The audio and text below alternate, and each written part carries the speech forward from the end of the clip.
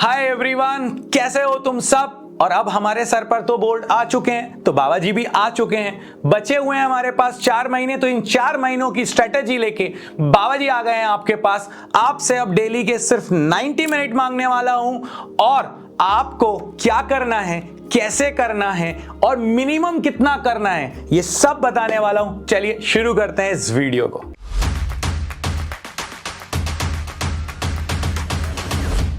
तो दोस्तों, आगे बढ़ने के पहले थोड़ा सा वार्तालाप हो जाए, दिल से दिल की बात हो जाए, क्योंकि बाबा जी इतने दिनों के बाद आए हैं और जब भी वो आते हैं तो कुछ ना कुछ तो आपके लिए लेकर आते ही हैं। मैंने कभी आपको निराश नहीं किया। पिछले कुछ सालों का ट्रैक रिकॉर्ड आप उठाकर देख लो, और इस बार तो बाबा जी के पास बहुत कुछ है आपको देने के लिए। क्या किया है बाबा जी ने पिछले कुछ महीनों के अंदर, क्या नया आपके लिए लेकर आ रहे हैं, ये अगले कुछ दिनों में आपको पता चलने वाला है, और उसमें मुझे आपकी बहुत सारी हेल्प की जरूरत पड़ने वाली है। चलिए तो अब बढ़ते हैं अपन आगे। क्या है ये 90 मिनट चैलेंज।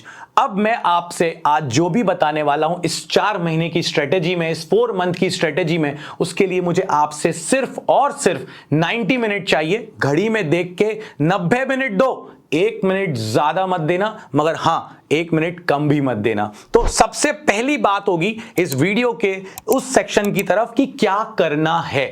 देखिए, अगर फिजिक्स में मार्क्स चाहिए तो ये बिल्कुल क्लियर कट कॉन्सेप्ट की बात है कि कॉन्सेप्ट क्लियर होना चाहिए, लॉजिकल रीजनिंग परफेक्ट होनी चाहिए, न्यूमेरिकल में अपन प्रो होने चाहिए। अब ये तीनों चीजें करनी है हमको, साथ में एनसीईआरटी भी पूरी होनी चाहिए और प्रीवियस ईयर क्वेश्चंस होने चाहिए। अब ये तो वो चीजें हैं जो मुझे करनी है। कैसे करनी है, मुद्दे की बात है। अगर आप किसी ऑफलाइन सेंटर जा रहे हो, बहुत सारे बहुत अच्छे ऑफलाइन सेंटर्स हैं, अगर आप जा रहे हो उन ऑफलाइन सेंटर्स में, वहां से पढ़ रहे हो, आपके पास नोट्स होंगे, आप उन नोट्स से पढ़ना स्टार्ट करो ताकि आपके कॉन्सेप्ट क्लियर हो। अगर आपको लगता है कि नहीं बाबा जी उसमें मजा नहीं आया मुझे, कोई बात नहीं, होता है, हर एक की ट्यूनिंग हर एक के साथ तो सेट हो नहीं पाती यार। तो उसके लिए मैंने नीचे डिस्क्रिप्शन में दे दिए हैं मेरे पुराने प्लेज के वीडियोस के लिंक। उन प्लेज के वीडियोस को जाओ देखो, उसी के साथ उसके नोट्स के पीडीएफ भी लिंक हैं, जाओ डाउनलोड करो, खुद से बना सकते हो, बेस्ट है, खुद के नोट्स बेस्ट होते हैं। अदरवाइज उसमें जो पीडीएफ है उसको डाउनलोड करके प्रिंट करो, तुम्हारे नोट्स तैयार हो जाएंगे। तो जब नोट्स तैयार होंगे तो तुम्हारे कॉन्सेप्ट क्लियर होंगे। जब उस चीज को आप पढ़ोगे और उन नोट्स को आप देखोगे तो आपके क्या क्लियर होना स्टार्ट हो जाएंगी, लॉजिकल रीजनिंग बनना स्टार्ट हो जाएगी आपकी। और अगर आपको इसमें भी दिक्कत आ रही हो तो प्लीज कमेंट बॉक्स में मुझे बताओ कि बाबा जी आपके लास्ट ईयर के हैंड रिटन नोट्स के बारे में हमने बहुत कुछ सुना है, आप हमें दो, इस बार बाबा जी आपको वो फ्री देंगे। नीचे कमेंट बॉक्स में मेंशन करके बताओ मुझे कि भैया आपको चाहिए, मैं आपको वो नोट्स अगले वीडियो में दे दूंगा, पीडीएफ सारे के सारे चैप्टर्स की। तो बात तो हो गई पहली वाली कॉन्सेप्ट की और दूसरी लॉजिकल रीजनिंग की।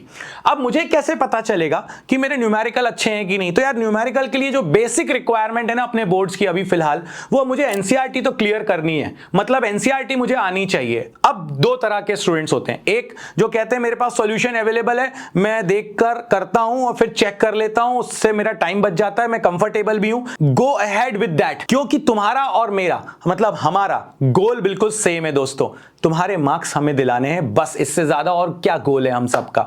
तो अगर हमारा गोल सेम है तो आप उस अप्रोच से भी करो, बस ये करना है।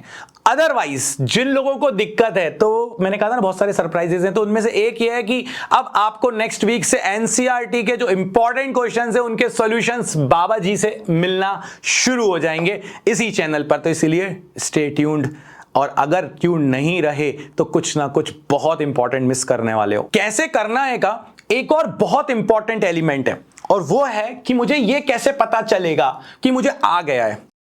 मुझे पता तब चलता है जब मैं ये देखता हूं कि प्रीवियस ईयर के क्वेश्चंस थे और इन क्वेश्चंस को जब मैं पढ़ रहा हूं तो मुझे ऑटोमेटिकली मेरे आंखों के सामने आंसर्स आ रहे हैं। इसका क्या मतलब हुआ, इसका मतलब ये हुआ कि कॉन्सेप्ट अपनी जगह पर क्लियर हैं। तो जैसे ही तुम्हारा चैप्टर खत्म हो, भैया उस पर्टिकुलर चैप्टर के प्रीवियस ईयर के क्वेश्चंस लगाओ। आपने जब वो क्वेश्चंस लगाए और अगर आपसे लग गए, अच्छा इसमें एक डाउट आता है कि बाबा जी कौन से पब्लिकेशन के, तो देखो यार उसमें कोई हार्ड एंड फास्ट रूल नहीं है, क्योंकि हमको तो रेफरेंस देखना है क्वेश्चन का, आंसर्स तो हमारे नोट से ही बनेंगे ना, हमारे उससे नहीं बनेंगे तो बाबा जी के हैंड रिटन नोट से बनेंगे ना, तो आंसर्स उससे बन जाएंगे। तो जैसे ही आप ये करोगे तो सबसे पहली चीज कॉन्सेप्ट क्लियर हो जाएंगे, आपके वीडियोस से क्लियर हो जाएंगे, आपके खुद के नोट से क्लियर हो जाएंगे।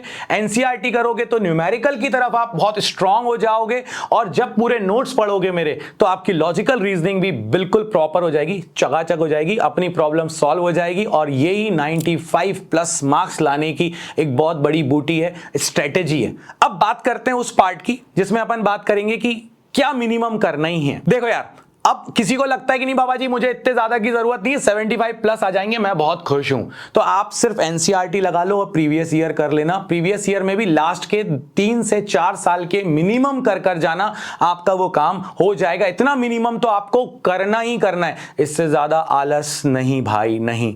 अब ये जितनी भी चीजें मैंने आपको बोली हैं और नीचे जो वीडियो के डिस्क्रिप्शन दिए हुए हैं, अगर आप इन सबको गौर से देखोगे तो आप अगर 90 मिनट पर डे देते हो तो 3 महीने में आपका फिजिक्स का पूरा सिलेबस खत्म हो जाएगा। तो ये थी हमारी 4 महीने की स्ट्रेटेजी। तो अब आती है इंपॉर्टेंट टिप्स की बात।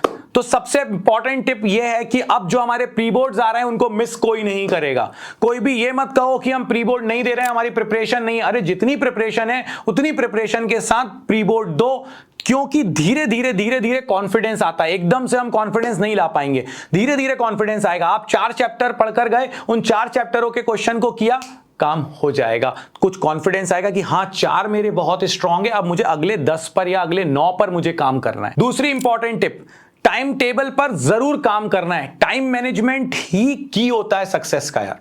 तो अगर आपने टाइम टेबल प्रॉपर नहीं बनाया, आपका टाइम मैनेजमेंट नहीं है, तो बहुत दिक्कत हो जाएगी। तो अब अपन को यह देखना है कि मॉर्निंग वाले आवर में मुझे क्या पढ़ना है, आफ्टरनून में क्या पढ़ना है और इवनिंग में क्या पढ़ना है, किस तरह से मुझे न्यूमेरिकल को अप्रोच करना है, किस टाइम पीरियड में मैं रटने वाली चीजें करूंगा, किस टाइम पीरियड पर मैं जब बहुत थका हुआ हूंगा तो मुझे फॉर्मूले पढ़ लेने चाहिए।